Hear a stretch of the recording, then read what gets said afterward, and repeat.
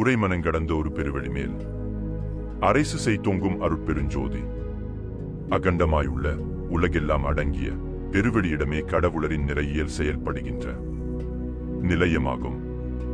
அக்கடவுட்பெருவெளியின் எல்லை இவ்வளவு அவ்வளவு என்று எவராலும் எக்காலும் கணக்கிட்டு கூற முடியாதாம். இந்த பிரபஞ்ச வெளியை பற்றி மனிதன் கண்ணாலும் அறிவியற்கருவிகளாலும் காண்கின்றது மிகச் சிற்றளவினதேயாம். இக்கருவிகரண காட்சியை விட ஜீவ மனோகரண காட்சியால் காணும் வெளியிடம் பெரிதாகும். இதற்கு மேல் மனோ பகுத்தறிவு எல்லைக்கு அப்பால் மனிதனின் யூகம் செல்லுகின்றதில்லை.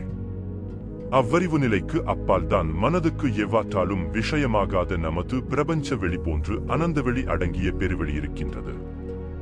இதன் இருப்பை கற்பனை செய்து பாவிப்பதென்று திருவருள் உணர்வால் உண்மையாகவே உணர்த்தலாகும். இந்த அருளுண்மை விளங்கும் அளப்பரும் நிலையே கடவுளரின் நிறைநிலையாக இருக்கின்றதாம்.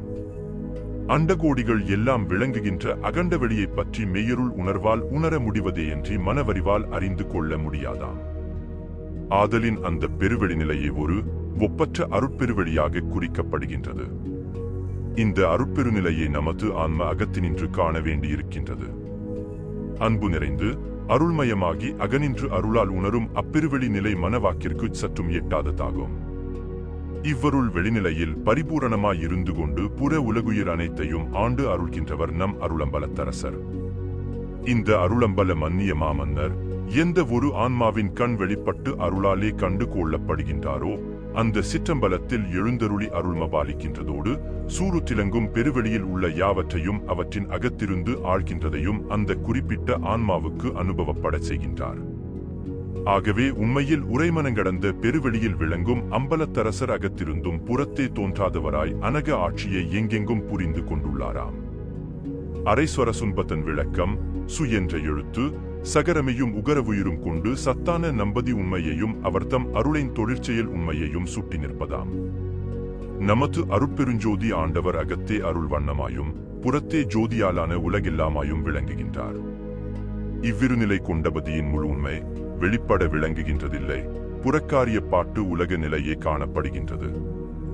ஆகவே இக்காரிய உலகம் ஒரு பாதியாகவும் தோற்றறிய அருள்நிலை மறுபாதியாகவும் கொள்ளப்படும். இதனால் அரைசுவாம் கடவுள் ஆட்சியை மட்டும் புறத்தே காணும் ஒருவன் அக்கடவுளரின் மறுபாதி அருள்நிலையை காணாதிருக்கின்றான். திருவருளால் அகமுற்று நின்று நோக்கின் அருள் ஆட்சியின் மாண்பு விளங்கும். மேலும் அரை என்ற சொல் ஒளியை சுட்டுவதால் ஒளிசை உலகெல்லாம் ஆண்டவரின் அரைசுதானாம். உலக வழக்கில் அரைசு அரசு என்பதன் மறுவு நிலை எனக் கொள்ளுகின்றனர்.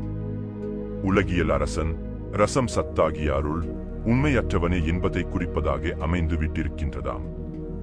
மேலும் ஐ என்பது கடவுளையே குறிப்பதாயும் உள்ளதால் அரைசு என்பதின் உயர் பொருள் விளங்கும்.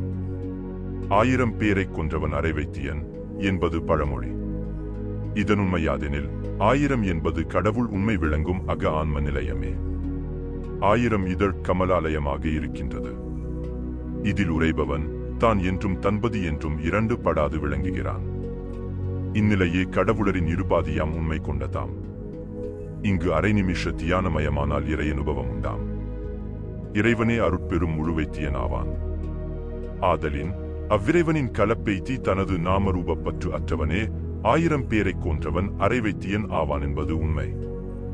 ஆகவே நமது அருட்பெருஞ்சோதிபதியை மனமொழிக்கு அப்பால் அகண்டமாயுள்ள அருட்பெருவெளியில் திருவருளால் கண்டு நின்று அவரது அருளாட்சியின் பெருமையை வியந்து வியந்து போற்றுவோமாக.